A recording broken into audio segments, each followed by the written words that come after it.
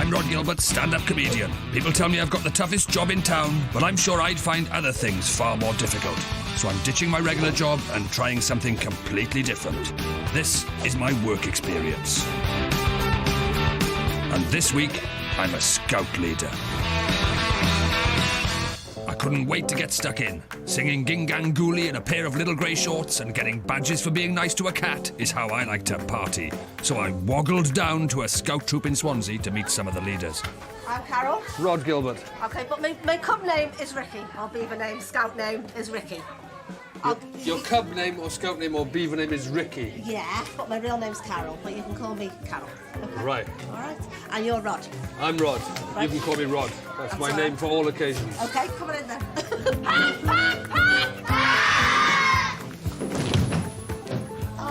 Okay, look, we do our best. Cubs, do your best. We will do our best. I was in Scouts so long ago, crisps were 2 of your 5 a day. I don't remember any of this stuff. As the evening progressed, the activities got more and more bizarre. We have been invited to do the Harlem Shake. I felt as out of place as Kim Jong-un in TK Maxx, and I wasn't the only one. What's the Harlem Shake? I don't know. You all got really excited about it. I didn't. You didn't. Put it there. It was all pretty alien to me, and when pack leader Arkayla put these things on her head, it didn't really help. Can I have the... You're going to roll your money and see how much lands on the red paper. And whoever's got the most money is the winning 6. OK? You understand that, Rhod? Yeah, I'm pretty clear. It's clear, isn't it? Is there a 6 which doesn't have 6 in it? As the evening's activities drew to a close, my head was spinning like an owl in a microwave. No one goes out that door until they see their parent. Does that include me? My mother's 81. I doubt if she's coming. While I waited for my parents, Ricky Carroll introduced me to leader Gareth, who urinated all over my French fries. I'm going to get you prepared for what's coming up this weekend. And on the weekend... Don't make it sound so silly. It sounds like Blair Witch. No, it'll be fine. We're going to get you to scout camp for the weekend, which you're going to go and camp out with the scouts. Brilliant. Come the weekend, these woods near Swansea would be teeming with 200 beavers, cubs and scouts, and I'd be one of those responsible. But the closest I've come to taking 200 kids camping is walking past millets with my nephew. Sensing that I knew less about the great outdoors than a pair of claustrophobic slippers, Gareth agreed to bare my grills ahead of the weekend with some intensive training. If you listen carefully, you can hear, I think that's the beavers, the 6 to 8-year-olds getting their chainsaw badge by the sound of things. And you can see everywhere the evidence that the scouts have been here. I was hoping for portaloos, but... Gareth had made a terrible error of judgment and mistaken me for a responsible adult. At the camp, you are going to lead a group of scouts into the forest, navigating around. Yeah. So I'm getting you prepared. And back out, presumably. That's the idea. Back out and then round, get them home perfectly safe. So you need to know how to navigate around some forest. So what I've set out is a mini trail here. I once got lost for 2 days in a shower cubicle, so Gareth set about polishing my navigational turd. I have 0 spatial awareness. Honestly, if you spun me around in my own kitchen and then took your hands away, I probably couldn't find my way out. We should just look around. I looked round. It all looked the same to me, and giving me a map and compass was like giving a horse an Etch-a-Sketch. So what we're going to do now is using the map and the compass to get to our next few points. First of all, I'm going to show you how to set a map to north. I'm pretty hopeless with maps, Gareth. What I can tell you is, not map, map. OK. Right, that's my fine. starting point. Great start. Two beavers doing their Top Gun badge there. So you're going to get to the next step on your own using the map. Don't let the map move from north. I'm going to try and find a little... Oh, God. Hang on a minute. I'm going to try that way. See you in a minute. You'll be fine. Bear Grylls, I am not. Ah! This isn't marked on the map. Look, I kept this security tag on so I could take these wellies back. Chicken tikka masala down there. It's not on the map. There's a symbol for a tree somewhere around here. That figures. But see, north is going crazy. I think it's my zip or something, but The gravitational pull of my zip was causing real problems, and in no time at all, I was lost. Totally lost the plot on this completely. If I'm going to lead a group of anything, I'm going to have to get more savvy with this. I would say I'm 10 minutes away from using the whistle I didn't bring. Ah! Shit, you know. Oh, I just put my back out. Like a gingerbread man who ends up being sold at a petrol station, I just wasn't cut out for this. Right. Mayday, Mayday. How can it be Mayday? How can anybody get lost 3 yards from a fence? I was to a map what Brian Blessed was to a library, so Gareth moved me on to campfire skills. I'll leave you there. Yeah, I'm going to laugh on you. There you go. I'm really bad at DIY, so stop me just before my leg comes off, yeah? Okay, give it a good smack, kind of Where? with a grain in the middle there. Split it into two. What's There. your leg? Okay, go. Oh my There we God. go. This is sharp as... I'm worried about hitting my leg. I can hear it over and over again, just going into the bone, and then, in my imagination, for some reason, I start going to try and prise my bone open and then and have a look at the marrow. My naughty zip was misbehaving again, this time leading me down the darkest corners of my mind. A few more pieces. Oh, do you know what I've got now? I just imagine that going between my teeth and hacking up into my gums.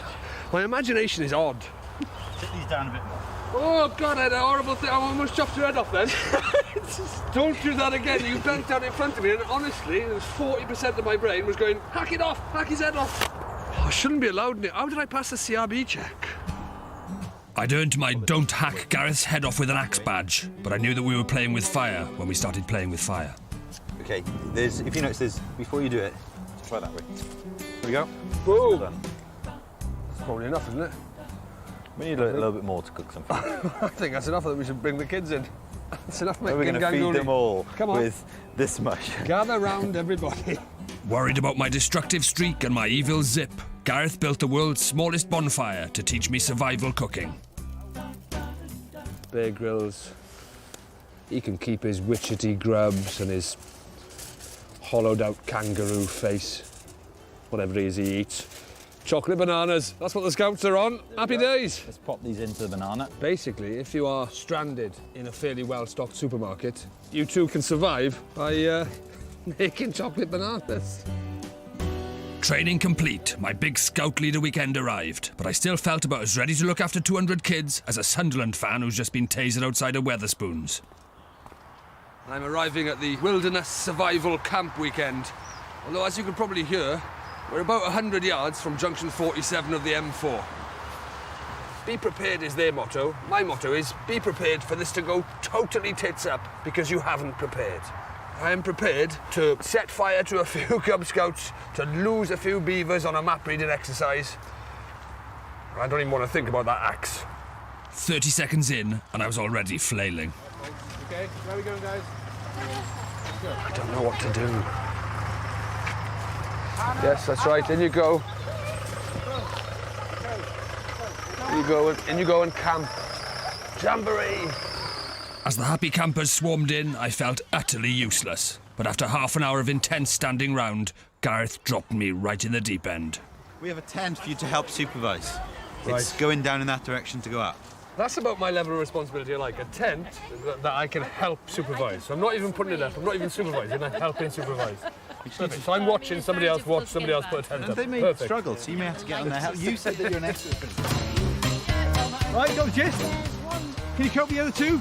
Helping supervise. Come on, Heidi, hi. No. Just be prepared for it to collapse. Okay. Yeah? That's your motto, isn't it? Yep. Be prepared. Oh, brings it all flooding back, this. Happy memories, camping. Glastonbury 1996, remember that? Remember that? No. Go sign in, we have a problem. That's gone in there, it should be round there. Let's just go, who cares? There's not enough of that in the world. Nope. Who cares? I don't care, do you care? Nope. Scouts don't care, that's our motto. What's our motto? Scouts don't care. Boom. Concise, keep it concise. Scouts don't care. It's actually scouts be prepared. Well, Yeah, it's a really long-winded sentence, isn't it? So Scouts don't care is our new motto, yeah? Scouts? Don't care. Nice. I'll soon convert this entire camp to the Rhod Gilbert couldn't give a toss school. Scouts don't care.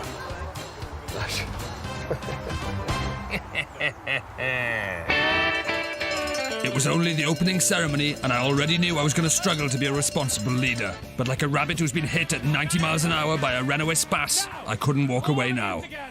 Are you here today? Yeah!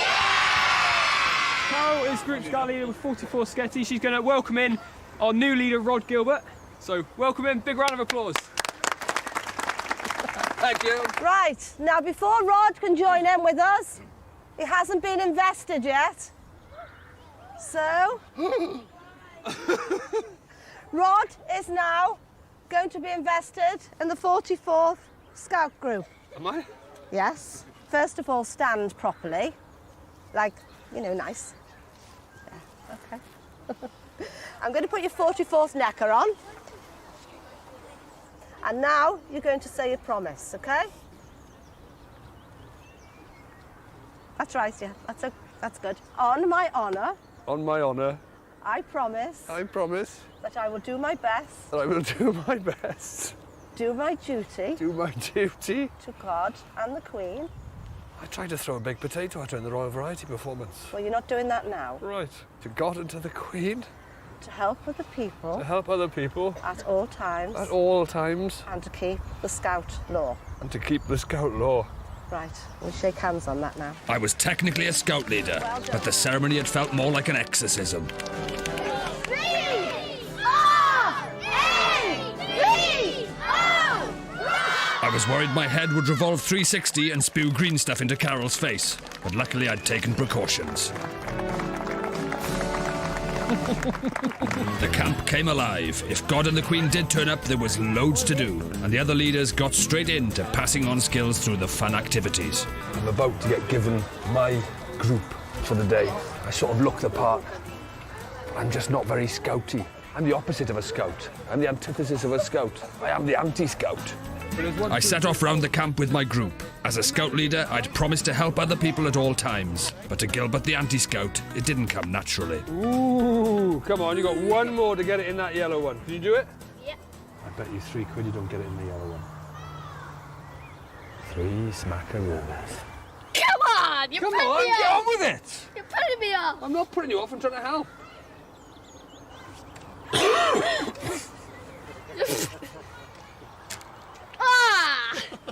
I'm not paying you the £3. Yes, you are. No.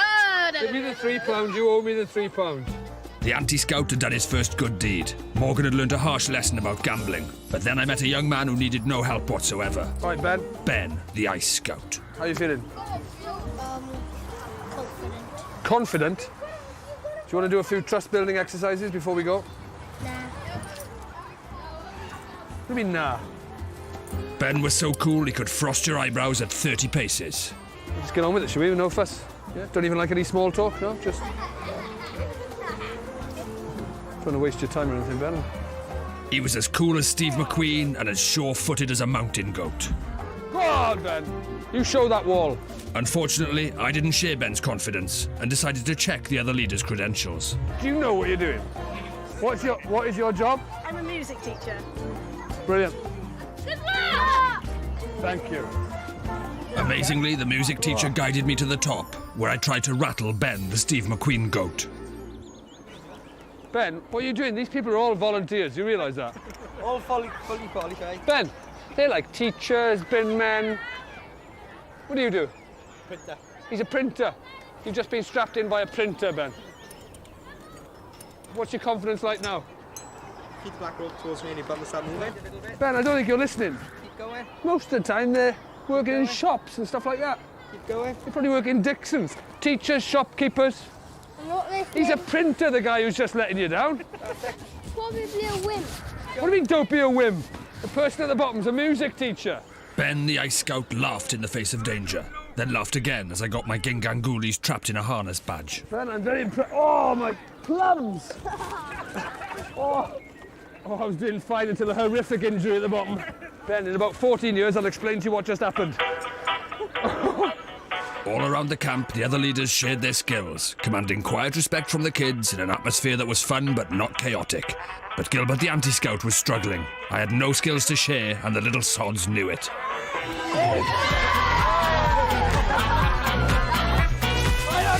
Hands up!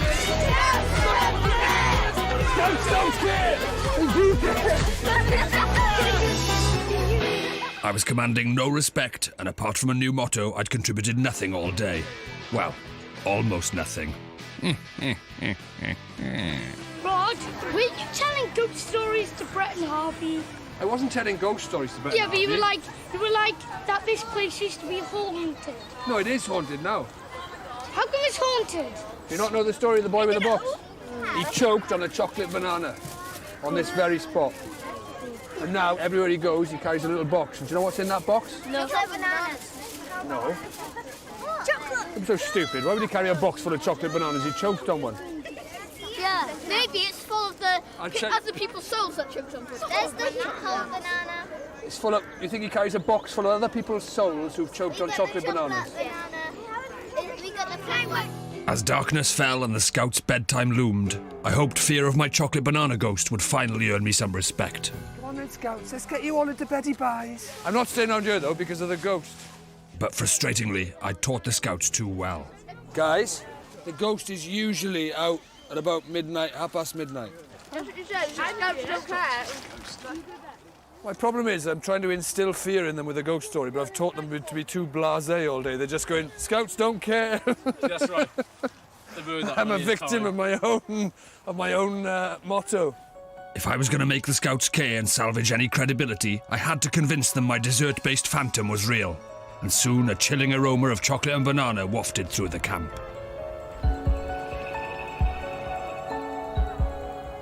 Go away. Bugger off. The chocolate banana ghost of old Swansea town buggered off as requested. But at dawn next morning, I regretted my actions, as the anti-scout was out-anti-scouted by the scouts. 5 hours before I planned to get up, their kitchen utensil band woke me up with a budget version of the musical Stomp. I hadn't heard this much noise since my dad tried to make his own breakfast.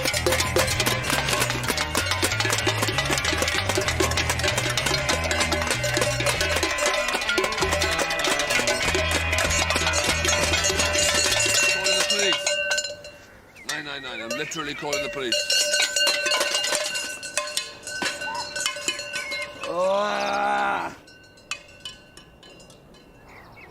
I was tempted to go for my ram a frying pan up a scout badge, but before I could get my revenge, we were off. The day had started, with a badge ceremony marking an important milestone. All these cubs over here, this is their first night away. First night away from home.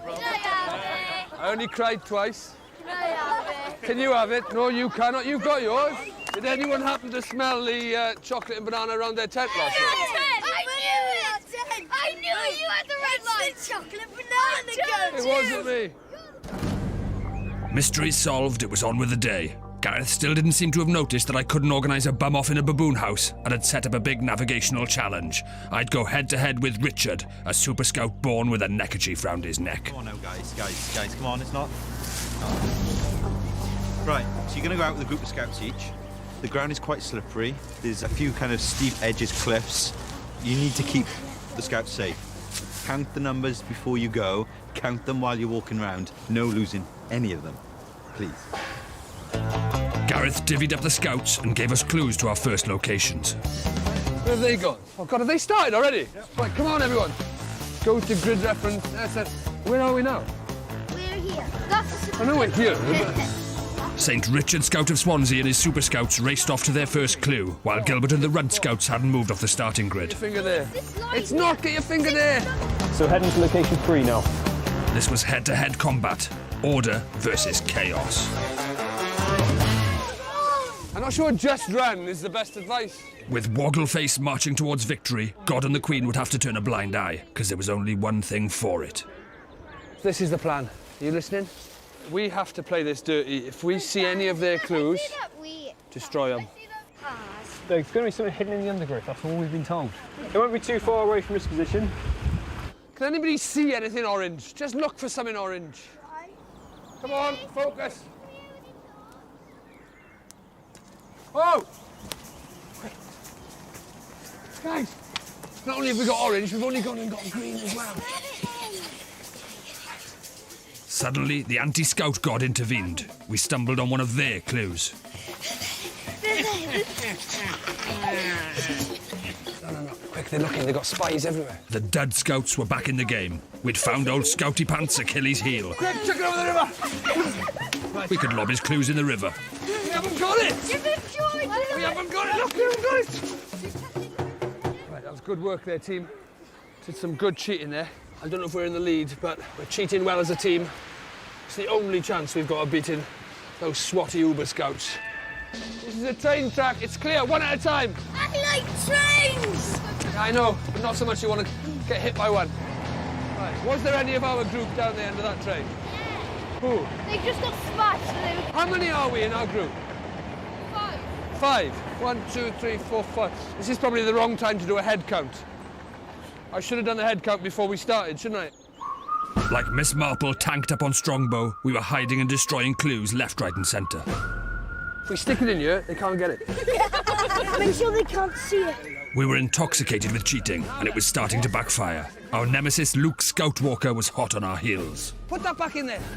We're falling apart at the seams, team. Come here. Listen to me. New rule for our team. Maximum of 3 minutes cheating per clue. Right? Otherwise, we're spending longer cheating than we're going to slow them down. Okay. Right. Can you see what I'm saying? With the Scoutinator right behind us, we scarpered into the woods. We thought we'd got away with it, but Scouticus was onto us. Oh, no. Cheats. And running blindly into the woods had sent us completely off course. I think what we've done here is really stupid, but I don't know. I'm too stupid to know if what we've done is just really stupid or not. If he'd seen us now, Bear Grylls would have been turning in his 5-star hotel bed. We have totally messed this up, by the way. I'm out of my depth, guys. Come on. How many hours have we been out? Has anybody got a watch? Yeah. What time are we supposed to be back? I don't know what time we left, do you?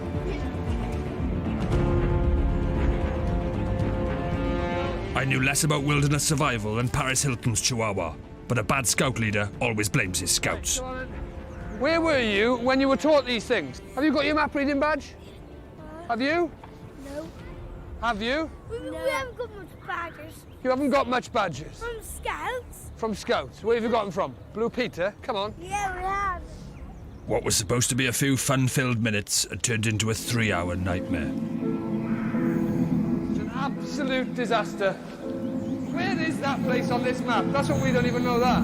Why weren't you listening in camp? Tired, cold and hungry, the Scouts don't care nonsense was just a distant memory. My Runt Scouts did care about going home. Did you see a fence or where a fence used to be? Oi! Come back! I stood in dog shit again! Somebody clean up after your dog. Keep the country cold. Come on. Did anyone bring any little snacks or energy bars or anything like that? You're hungry. I'm hungry. That's why I'm saying it. Sooner or later, we're gonna die. It was over. We had no way of getting home. We were 10 minutes from certain death. We were doomed. You've got sat-nav on your phone? I think so. Oh, my God. With their trusty sat-nav, 6 minutes later, we were pretty much home. Did we take any supplies with us? Any water, anything? Nothing. Did you? Why didn't you tell us that 3 hours ago, Jay? I did, at the start. You didn't say you had anything. Yes, I did. No, you didn't. You didn't say I've got water. Does anyone want a drink? The defeated Runt Scouts finally limped into camp. The Super Scouts had been back for hours. It was game over for my childish anti-scout nonsense. You think I'd have learnt something, but no. I set off with my group without so much as a bottle of water. I didn't even ask the time. I didn't even ask how long it was supposed to take. And I set off without even a bottle of water. That even annoys me a bit. In the real world, my attitude would have got us all killed, and the thought of dying within earshot of a motorway services with a postman Pat ride was just too humiliating. To be a good scout leader, I felt I should be useful on some level, and I was a bit ashamed that apart from a chocolate banana ghost, I'd brought nothing to the camp. Luckily, Gareth came to my rescue. There's an entertainer's badge, and I was quite hoping that you would help some of the scouts and yourself earn an entertainer's badge. I could probably do some kind of little workshop thing where we workshop ideas, do a bit of sort of almost observational stand-up about being a scout. If you can encourage them to get that information out and how to do that and give them the skills of how to do that, perfect leader. Right, I'll give that a go. Next day, like a man giving himself a homemade filling with a Black & Decker drill, I had the bit firmly between my teeth. I was now the anti-scout, determined to prove I could impart a valuable skill. Tonight we're going to do some sketches, and with a bit of luck, if it goes well, you are going to earn your entertainment badge. And I am going to become a bona fide scout leader. Yeah! You don't care, do you? No! Scouts don't care! Tonight the camp would watch us perform. Entertainers' badges on the line. I had a few short hours to turn them into little green Seinfelds. Lesson 1, projection. Scouts don't care! Scouts don't care! Scouts don't care! Didn't understand it, but it's loud enough. Lesson 2, facing the right way. You're not likely to get a laugh if you're looking away or looking down or something. Look at the audience as much as you can. Lesson 3, props. Lesson 4, hot dogs. Lesson 5, using a chair. Lesson 6, material. What kind of cheese is made of cheese? Cheese. Oh, what's the most religious? Thank you very much, ladies and gentlemen. Lesson 7, better material. Like, what's going on in the sketch? It's like all of us pretending to be leaders. When we're handing out badges. Yeah. It's a fake ceremony where you're getting your badges. What kinds of things are stupid badges? Killed by camp food. I got killed by camp food badge. Maybe the people who carry him could get the I carried a dead person badge. That's a good idea. Sorry, I don't think you're going to be very popular with the leaders. Yeah, but guess what? Scouts don't care! That's getting kind of old. What do you mean that's only been going a few hours? Be Prepared has been knocking around since about 1920. He's getting the worst comedian award. I'm getting the worst comedian. I'll come out and do the. I'll get the worst comedian award. Right. That's funny. It's exhausting. But we're getting there. They're really creative. Some really good ideas. It's really funny. We've just got to find a role for everyone, and then we've got to pull it off. As evening fell, an expectant crowd gathered round the campfire. This was our moment. I was as anxious for my scouts as I was for myself. Their entertainment badges and my I'm not a complete dick badge were all hanging on this. Are you ready?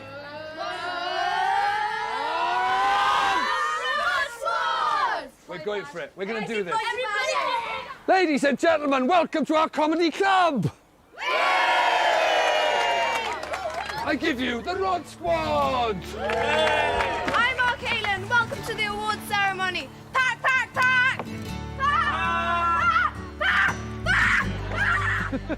The Rhod Squad sketch parodied their badge ceremonies and the survival challenges of camping.